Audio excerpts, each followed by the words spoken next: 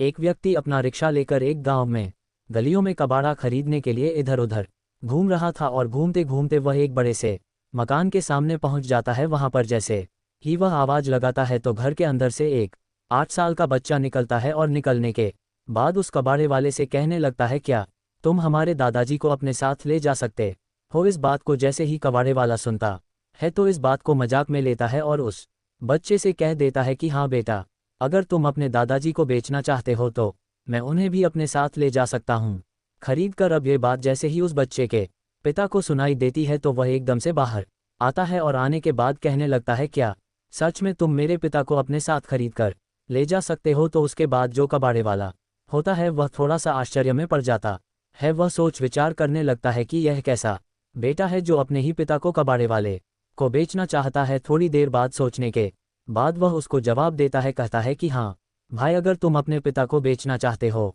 तो मैं तुम्हारे पिता को खरीद लूँगा। दोस्तों, कौन था वह कबाड़ा वाला जो उसके पिता को खरीदने के लिए तैयार हो गया था और उन बच्चों ने अपने पिता को बेचने का मन क्यों बना लिया था। पूरी कहानी की सच्चाई जानने के लिए वीडियो को अंत तक जरूर देखें।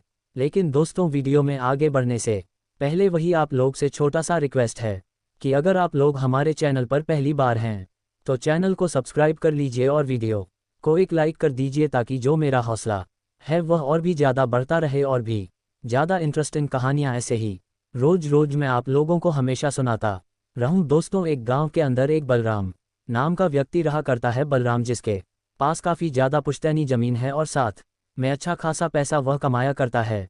उसकी शादी हो चुकी है और एक बड़े से घर के अंदर वह अपनी पत्नी के साथ रहा करता है। जो बलराम होता है वह दूसरों की मदद किया करता है और मदद करने में ज़्यादा विश्वास रखा करता है। धीरे धीरे समय बीतता है और समय के साथ साथ उसको 4 बच्चे होते हैं और 4 बच्चों के बाद वह उनका अच्छी तरह से भरण पोषण करता है, अच्छी तरह से उनको पढ़ाता लिखाता है और बड़े करता है इस आंस में कि उसके बच्चे बड़े होंगे और बुढ़ापे में उसका सहारा बनेंगे। धीरे धीरे उसके बच्चे बड़े हो गए थे और शादी के योग्य हो गए थे।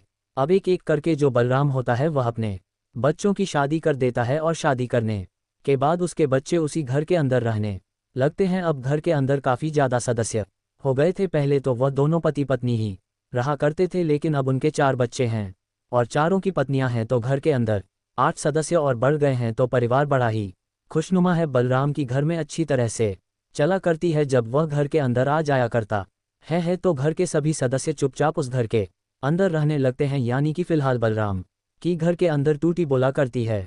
धीरे धीरे समय बीतता और समय के साथ साथ जो बलराम की पत्नी होती है उसकी मौत हो जाती है। अब घर के अंदर बलराम अकेला रह गया था। अब वह पूरी तरह से बच्चों के ऊपर डिपेंड हो गया था और इसी तरह से समय बीत रहा था। समय के साथ साथ जो बलराम है उसकी उम्र भी हो चली थी। तो वह एक दिन बैठकर सोच रहा था कि अपने जीते जी अपने बच्चों के नाम पूरी प्रॉपर्टी को करवा देता हूं, वरना मेरे मरने के बाद में कहां पर यह कोर्ट कचहरी के चक्कर काटते हुए फिरेंगे। इस बात को सोचकर जो बलराम होता है वह एक दिन अपने सारे बेटों को अपने पास बुलाता है और बुलाने के बाद कहने लगता है कि बेटा, जितने भी खेत मेरे नाम हैं मैं उन सभी खेतों को तुम्हारे नाम कराना चाहता हूं। अभी तक बलराम का अच्छी तरह से ख्याल रखा जाता था बेटों के जरिए और कोई भी कैसी भी दिक्कत नहीं थी। इसके बाद बेटे भी इस बात के लिए एग्री कर देते हैं, कहते हैं कि ठीक है पिताजी, अगर आप ऐसा ही चाहते हो तो आप ऐसा ही कर दीजिए। उसके बाद जो बलराम होता है वह दूसरे दिन अपने बेटों के साथ तहसील के अंदर जाता है और सभी बेटों में अपनी पुश्तैनी जमीन को इधर उधर बांट देता है। अब खेत तो बच्चों के नाम हो गए थे, लेकिन घर और गांव की जो जमीन थी वह सारी के सारी अभी बलराम के नाम थी। धीरे धीरे समय बीतता है और समय के साथ साथ उसके 4 बच्चे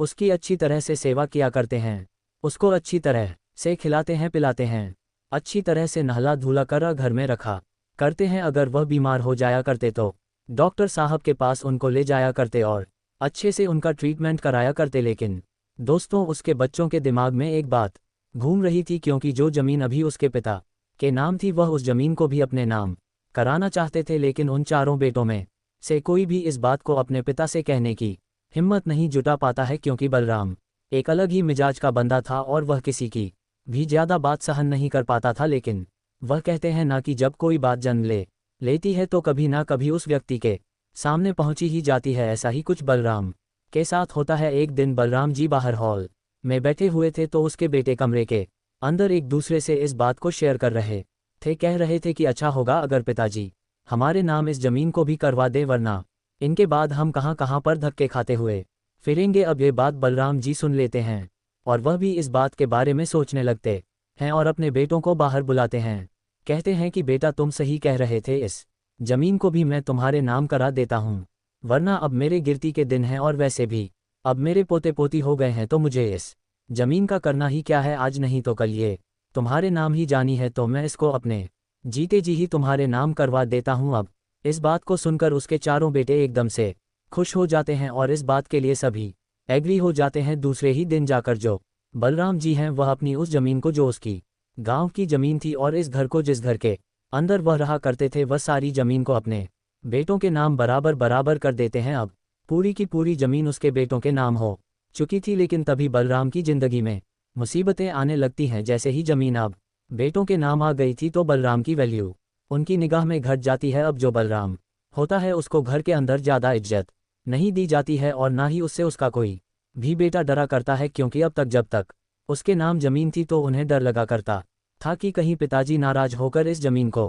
किसी और को ना दे दे। लेकिन अब पूरी की पूरी जमीन उनके नाम आ चुकी है, तो बलराम की घर के अंदर वैल्यू घटने लगती है। इधर जो उसके बेटे की पत्नियां थी वह भी बलराम को ज़्यादा इज्जत नहीं दिया करती हैं, और अब तो ऐसा हाल हो गया था कि उसको बासी खाना खाने को मिला करता था। बेटों के झूठे बर्तनों में उसको खाना दिया जाता और कई कई दिन पुराना खाना उसको खाने के लिए दिया जाने लगा। अब इन सभी बातों को जब बलराम देखता है तो उसे बुरा तो बड़ा ही लगता है, लेकिन अब वह अपने बच्चों से कुछ कह भी नहीं सकता था, क्योंकि बच्चों के भी बच्चे हो चुके थे और उस घर के अंदर वह ऐसे ही अपने जीवन को व्यतीत कर रहा था। कभी कभी वह अपनी पत्नी के बारे में सोचा करता है और सोचता है कि तू तो पहले ही इस दुनिया से चली गई, लेकिन मेरी जिंदगी बद से बदतर हो गई है। इसके बाद धीरे धीरे कुछ समय और बीतता है और कुछ समय बाद एक दिन उसका बेटा उसके पास से निकल रहा था, तो अपने बेटे से कहता है कि बेटा, मेरे पैरों में थोड़ा सा दर्द है, मेरे पैरों को दबा दो। लेकिन उसका बेटा उसे मना कर देता है, कहता है कि मुझे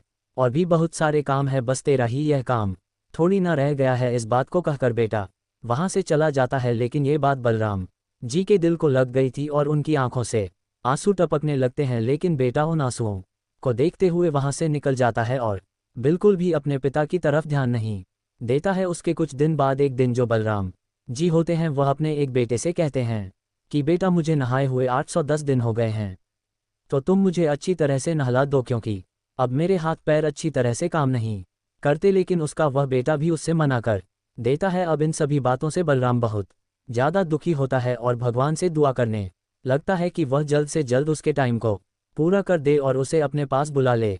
धीरे धीरे समय बीतता और समय के साथ साथ उसके चारों बेटे और चारों बहुआं बैठकर आपस में बातें किया करती थी कि यह बुढ़ा कब जाएगा हमारी जान से, इसने तो हमारा जीना हराम कर रखा है। क्योंकि वह बूढ़ा हो चुका था और बूढ़ा होने के बाद बार बार उसको खांसी आया करती और उन लोगों को उसे खाना भी देना पड़ा करता था। इसी बात से परेशान होकर सभी लोग बलराम जी से घृणा करने लगते हैं। वह खाट के ऊपर मात्र ऐसे ही पड़े रहा करते और कोई भी बच्चा उनके पास बैठकर कोई भी बातें नहीं किया करता। अब वह कभी कभी बैठा बैठा अपने बच्चों को अपने पास बुलाने की कोशिश करता है, लेकिन उसके बेटे की बहुएं उनको रोक लिया करती और कहती हैं कि दादाजी को बीमारी है, अगर तुम लोग उसके पास जाओगे तो तुम्हें भी बीमारी लग जाएगी। इसके बाद उसके बच्चों के बच्चे भी उससे दूर रहने लगते हैं और दूर रह रहकर उससे घृणा सी करने लगते हैं। धीरे धीरे समय बीत है और समय के साथ साथ एक दिन उनके घर के दरवाजे पर एक कबाड़ा खरीदने वाला आता है। वह जोर से आवाज लगा रहा था, तो बलराम जी का पोता एकदम घर से बाहर निकलता है और बाहर निकलने के बाद उस कबाड़े वाले से कहने लगता है कि क्या तुम मेरे दादाजी को अपने साथ ले जा सकते हो। अब इस बात को सुनकर जो कबाड़े वाला होता है वह हंसते हुए उससे कह देता है कि हाँ बेटा, अगर तुम चाहते हो अपने दादाजी को बेचना तो मैं भी उसे अपने साथ ले जा सकता हूँ। अब ये बात जैसे ही बलराम जी के बड़े बेटे को पता चलती है तो वह एकदम झट से बाहर जाता है और कहने लगता है, क्या सच में तुम हमारे पिताजी को अपने साथ ले जाओगे। इस बात को सुनकर जो कबाड़े वाला होता है वह थोड़ी देर तक आश्चर्य में पड़ जाता है, लेकिन थोड़ी देर सोच विचार करने के बाद वह उसे कहने लगता है कि सच में अगर तुम अपने पिता को बेचना चाहते हो तो मैं तुम्हारे पिता को अपने साथ ले जा सकता हूँ। इसके बाद जो बलराम का बेटा होता है वह उससे मोल भाव करने लगता है, उसको अपने पिता को दिखाता है और कहता है कि यह है हमारा पिता, तुम इसे कितने पैसे में ले जा सकते हो। तो कबाड़े वाला कहता है कि पिता तुम्हारा है तो तुम कि इसका मोल बताओ और जिस मोल को तुम बता दोगे वही मोल मैं चुका दूंगा। उसके बाद जो बलराम का बेटा है वह कहता है कि अगर तुम्हें हमारे पिता को खरीदना है तो तुम्हें 0,000 देने पड़ेंगे। इसके बाद जो कबाड़े वाला होता है वो उसके पिता को 0,000 में खरीदने के लिए तैयार हो जाता है, लेकिन वह उसे एक दिन की मोहलत देता है। कहता है कि मैं एक दिन का टाइम तुम्हें दे रहा हूँ, एक दिन तक तुम अच्छी तरह से सोच समझकर मुझे बता देना और कल मैं इसी टाइम पर यहाँ पर आऊँगा। उस टाइम पर तुम मुझे बता देना कि तुम्हें अपने पिताजी को बेचना है या नहीं बेचना। ऐसा कहकर वह कबाड़े वाला वहाँ से चला जाता है। इधर जो बलराम जी का बड़ा बेटा था वह अपने सभी छोटे भाइयों को बुलाकर अपने पूरे परिवार को बुलाकर आपस में इस बात के लिए विचार विमर्श करने लगता है। कहता है कि पिताजी को खरीदने के लिए बोल रहा है, क्यों ना अच्छा होगा हम इसे कबाड़े वालों को बेच दे। तो उसके बाद उसके सभी भाई इस बात के लिए एग्री हो जाते हैं और पूरा परिवार इस बात की सहमति जताता है। कहते हैं कि अच्छा होगा, बुढ़ा तो कम से कम यहाँ से चला जाएगा और ऊपर से कुछ पैसे भी आ जाएंगे। इसके बाद दूसरा दिन होता है और दूसरे दिन वह कबाड़े वाला फिर से अपने रिक्शे को लेकर वहां पर आ जाता है और वहां आकर उन लोगों से पूछने लगता है कि तुम लोगों ने किस तरह का फैसला किया है, क्या तुम अपने पिता को बेचना चाहते हो या नहीं। उसके बाद जो बलराम जी के बेटे थे वह उससे कह देते हैं कि हाँ, हम अपने पिता को बेचना चाहते हैं और तुम बेशक से इसको अपने साथ ले जा सकते हो। जो कबाड़े वाला होता है वह 0,000 आज अपने साथ लेकर आया था और उन पैसों को बलराम जी के बेटों के हाथों में थमा देता है और कहता है कि आज से यह मेरे पिता हैं और तुम्हारा इन पर कोई भी अधिकार नहीं है। इसके बाद जो बलराम जी के बेटे होते हैं वह उन पैसों को गिनते हैं और बड़े ही खुश होते हैं। कहते हैं कि हाँ, ले जाओ, बुढ़े को इसका कोई भी काम अब यहाँ पर नहीं बचा है। इसके बाद जो बलराम जी होते हैं वह अपनी खाट में बैठे बैठे इन सभी बातों को देख रहे थे। इन बातों को सोच सोच कर उसकी आंखों से आंसू बह रहे थे। लेकिन फिर जो बलराम जी होते हैं वह कांपते कांपते अपनी खाट से उठते हैं और अपना थोड़ा बहुत सामान लेकर उस कबाड़े वाले के साथ चलने के लिए तैयार हो जाते हैं। जैसे ही वह बुजुर्ग व्यक्ति कबाड़े वाले के पास जाता है तो कबाड़े वाला उनको बाबा कहता है और बाबा कहकर उन्हें अपने रिक्शा में बिठाने लगता है। वह कबाड़े वाले के रिक्शे में बैठ जाते हैं और कबाड़ा वाला अपना रिक्शा लेकर वहां से चला जाता है। अब जैसे ही कबाड़ा वाला अपने घर पहुंचता है तो घर पर उसकी पत्नी थी और वह अपने दरवाजे से ही अपनी पत्नी को आवाज लगाता है और बताता है कि मैं बाबूजी को ले आया हूं। उसके बाद जो उसकी पत्नी होती है एकदम से बाहर आती है हर्षो उल्लास में भरी हुई और आने के बाद सबसे पहले बलराम जी के पैर छूती है। पैर छूने के बाद वह इज्जत से उसे रिक्शा से उतारती है और उतारने के बाद घर के अंदर ले जाती है। वहां पर एक अच्छा सा बिस्तर उसने उसके लिए तैयार कर रखा था, उस बिस्तर पर ले जाकर बलराम जी को बिठा देती है। अब इन सभी चीज़ों को देखकर बलराम जी आश्चर्य में पड़े हुए हैं कि आखिर ये उसके साथ हो क्या रहा है। जो वह कबाड़े वाला था उसका नाम था मुकेश। मुकेश ने पहले ही अपनी पत्नी को बता दिया था कि एक बुजुर्ग व्यक्ति को उसके 4 बेटे बेचने के लिए कह रहे हैं और मैंने उनसे कल के लिए बोल दिया है। अब इसके बाद जो मुकेश होता है और उसकी पत्नी होती है वह अच्छा सा खाना बनाते हैं और खाना बनाने के बाद बलराम जी को खिलाने लगते हैं। अब बलराम जी के सामने काफ़ी दिनों बाद तरोताज़ा खाना मिला था और इस खाने को खाते हुए बलराम जी की आंखों से आंसू टपकने लगते हैं। तो इसके बाद जो मुकेश होता है वह उन आंसुओं को पोंछता है और कहता है कि बाबा, आज से आप चिंता मत करो, मेरे कोई पिता नहीं है और मैं आपकी सेवा करना चाहता हूं और आज से आप मेरे पिता हो और मैं आपका बेटा हूं। ऐसा कहकर वह उन आंसू को पोंछता है और उस बाबा को खाना खिलाता है। इसके बाद जो मुकेश होता है वह उसको अच्छी तरह से नहला धुला आता है, अच्छे कपड़े पहना है और घर के अंदर बड़ी अच्छी तरह से रखा करता है। अब जो बलराम जी हैं वह इस बात को देखकर बड़े ही हैरान है, सोच रहे हैं कि जिन बेटों को मैंने इतनी सारी प्रॉपर्टी दी, धन दौलत दी, उन बेटों ने तो मुझे बेच दिया और यह बेटा पैसे देकर मुझे खरीद कर लाया है और अपने साथ इतनी अच्छी तरह से रख रहा है कि मेरे सगे बेटे ने भी कभी मेरे इतनी अच्छी तरह से ख्याल नहीं रख पाए। अब कुछ दिनों बाद उस गांव में, जिस गांव में बलराम जी रहा करते हैं, वहां पर एक मेला लगता है। तो उस मेले के लिए मुकेश बलराम जी को तैयार करता है और कहता है कि बाबा, आज हम मेला देखने के लिए जाएंगे। अब इसके बाद बलराम जी मुकेश के साथ चलने के लिए तैयार हो जाते हैं। मुकेश उन्हें अपनी रिक्शा में बैठा है और मेले के अंदर घुमाने लगता है। मेले के अंदर घूमते हुए जो बाबा थे वह एक झूले की तरफ देखने लगते हैं। अब जैसे ही मुकेश देखता है कि बाबा झूले की तरफ देख रहे हैं तो उनसे पूछने लगता है कि बाबा, क्या आपको झूलना है। लेकिन जो बलराम जी थे वह मना कर देते हैं, कहते हैं कि नहीं बेटा, अब मेरी उम्र ज़्यादा हो चली है, मैं भला इस झूले में झूल कर क्या करूँगा। लेकिन जो मुकेश होता वह उनकी भावनाओं को समझ चुका था और इसके बाद उनसे कहने लगता है कि बाबा चलो झूलेंगे, अगर आप झूलेंगे तो मैं भी आपके साथ झूल लूँगा। इसके बाद जो बलराम जी हैं वह भी उस झूले में झूलने के लिए तैयार हो जाते हैं। तो मुकेश 2 टिकट लेता है, एक अपने लिए एक बलराम जी के लिए, और दोनों जन उस झूले में झूलने लगते हैं। झूला झूलने के बाद वह वापस से बलराम जी को लेकर अपने घर आ जाता है और घर आने के बाद अपनी पत्नी से अपने बाबा के लिए खाना बनाने के लिए कहने लगता है, लेकिन तभी बलराम उससे मना करता है, कहता है कि बेटा मेले में काफ़ी कुछ हमने खा लिया है, तो अभी मुझे भूख नहीं है, अभी तुम खाना बनाकर करो ही क्या। लेकिन जो मुकेश होता है वह उनसे जिद करता है, कहता है कि बाबूजी आप थोड़ा सा ही खा लीजिए, लेकिन आप खा लीजिए, अगर आप खाओगे नहीं तो हमें तसल्ली नहीं होगी। उसके बाद वह अपनी पत्नी से खाना बनता है और थोड़ा सा खाना बलराम जी को खिलाने लगता है अपने हाथों से। अब ये बात देखकर बलराम जी की आंखों से आंसू आ जाते हैं और इस बार वह अपने आप को नहीं रोक पाते, यह बात पूछने के लिए कि आखिर उसने ऐसा क्या देखा उसमें जो उसकी इतनी अच्छी तरह से सेवा कर रहा है। तो वह मुकेश से पूछने लगते हैं कि बेटा अगर तुम बुरा ना मानो तो क्या मैं तुमसे कुछ पूछ सकता हूँ। इस बात को सुनकर मुकेश कहता है कि बाबा आप जो चाहो मुझसे पूछ सकते हो, आखिर मैं आपका बेटा हूँ। उसके बाद बलराम जी पूछते हैं कि बेटा मैंने तो तुम्हें कुछ दिया भी नहीं है, ना ही मेरे पास कुछ धन दौलत है, फिर तुम मुझे अपने साथ इस तरह से क्यों ले आए। उसके बाद जो मुकेश होता है इस बात को सुनकर उसकी आंखों में आंसू आ जाते हैं और वह फूट फूट कर रोने लगता है। अब जैसे बलराम जी मुकेश की आंखों में आंसू देखते हैं तो उसको चुप कराने लगते हैं, कहते हैं कि बेटा अगर मुझसे कोई गलती हो गई हो तो मुझे माफ़ कर देना, मैंने अगर तुमसे कुछ गलत पूछ लिया हो तो उसके लिए मैं क्षमा चाहता हूँ। लेकिन तभी जो मुकेश होता है उनसे कहने लगता है कि बाबा इसमें आपकी कोई गलती नहीं है आपकी।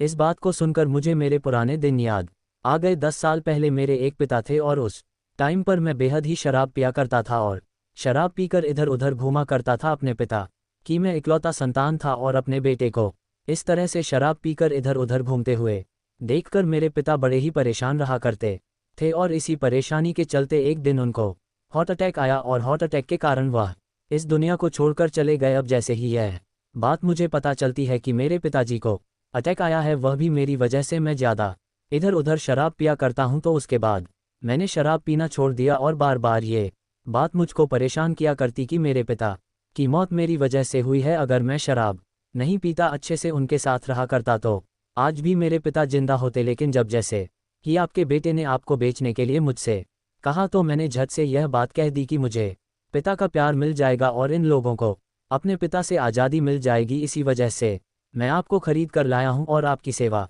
कर रहा हूं। अब इस बात को सुनकर बलराम जी बड़े ही भावुक हो जाते हैं और एकदम से मुकेश को अपने गले से लगा लेते हैं। अब कुछ दिनों बाद जो बलराम जी के 4 बेटे थे उनके पास एक व्यक्ति आता है। उसके बाद वह व्यक्ति उन बच्चों को बताता है कि तुम्हारे पिता की 2 एकड़ जमीन है और उस 2 एकड़ जमीन में कोई फैक्ट्री लगाना चाहता है और इसी वजह से उस जमीन को अच्छे दामों में खरीदना चाहता है। तो तुम्हारे पिताजी की जो जमीन है उसको अगर आप हमको बेचोगे तो आपको ढेर पैसा मिलेगा। अब इस बात को जैसे ही चारों बेटे सुनते हैं तो उनको बड़ा ही आश्चर्य होता है, क्योंकि इस जमीन का जिक्र उनके पिता ने कभी भी उन लोगों से नहीं किया था और यह कौन सी जमीन थी। लेकिन वह व्यक्ति उनको कागजात दिखाता है और कागजात दिखाने के बाद उन लोगों को समझ में आ जाता है कि सच में पिताजी ने 2 एकड़ जमीन कहीं पर खरीद रखी है। और उसके बाद वह फैसला करते हैं कि हम अपने पिता को ढूंढें और पिताजी के नाम से इस जमीन को भी अपने नाम करा लेंगे। ऐसा सोचकर वे बलराम जी को ढूंढने के लिए इधर उधर घूमते हैं तो एक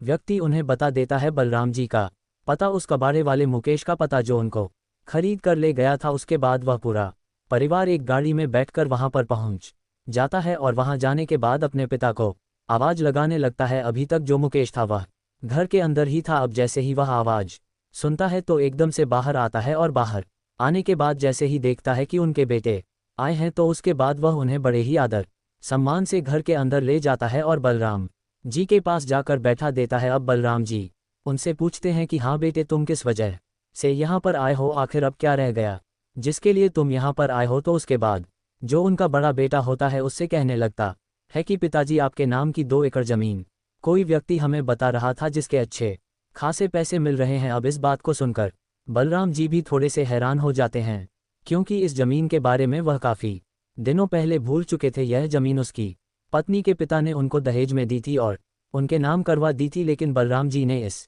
जमीन को लेने से मना कर दिया था और कह दिया था कि इस जमीन को आप ही रखोगे और आप ही इस पर खेती बाड़ी करोगे। मैं इस जमीन को बिल्कुल भी नहीं ले सकता। अब जैसे ही बलराम जी को याद आता है कि हाँ 2 एकड़ जमीन है, तो उसके बाद वह अपने बेटों से कहता है कि हाँ है तो सही, और वह जमीन मुझे दहेज में मिली थी। अब इसके बाद वह कहने लगते हैं कि उस जमीन के अच्छे खासे दाम मिल रहे हैं, तो आप उस जमीन को हमारे नाम करवा दीजिए। तो बलराम जी एकदम से उनको धुत काने लगते हैं, कहते हैं कि तुमको मैंने इतनी सारी जमीन दे दी और उसके बाद भी तुम उस छोटी जमीन के लिए पीछे पड़ रहे हो, और तुम लोगों को अब मैं फूटी कौड़ी भी नहीं दूंगा। मैंने तुमको बड़े ही लाड चाप से पाल पोस कर अब बड़ा किया था इस दिन को देखने के लिए कि तुम अपने पिता को किसी दूसरे को बेच दो। और हाँ, तुम्हें इन बातों की अक्ल जब आएगी जब तुम्हारे बच्चे तुम्हारे साथ ऐसा करेंगे। ऐसा कहकर वह मुकेश को आवाज लगाता है और कहता है कि बेटा, इन लोगों को घर से बाहर निकाल दो, मैं इनकी शक्ल देखना तक भी पसंद नहीं करता। इसके बाद जो मुकेश होता उन लोगों से कह देता है कि अब मेरे पिता ने बोल दिया है और आप लोग इस घर से वापस चले जाओ। ऐसा कहकर वह उनको धक्के मारकर वहां से बाहर निकाल देता है और वह लोग अपना चेहरा लटकाकर वहां से चले जाते हैं। अब जो बलराम जी हैं वह मुकेश से कहते हैं कि बेटा, अब हमें तहसील चलना है, मैं इस जमीन को तुम्हारे नाम करवाना चाहता हूं। अब जो मुकेश होता है वह पहले तो मना करता है कि बाबूजी कोई बात नहीं, आप ऐसा कीजिए, उनके ही नाम करा दो। लेकिन जो बलराम जी होते हैं वह इस बात की जिद लगा देते हैं और उसके बाद मुकेश को लेकर तहसील चले जाते हैं और उस जमीन को मुकेश के नाम करा देते हैं। अब जैसे ही जमीन मुकेश के नाम हो गई थी तो ये बात उस व्यक्ति को भी पता चल जाती है जो वहां पर फैक्ट्री लगाना चाहता था। उसके बाद वह व्यक्ति मुकेश के पास आता है और उससे जमीन को बेचने के लिए पूछने लगता है। अब मुकेश इस बात के लिए अपने उस पिता से पूछने लगता है कि पिताजी, अगर आप कहो तो मैं उस जमीन को बेच दूं, अच्छे खासे पैसे मिल रहे हैं उस जमीन को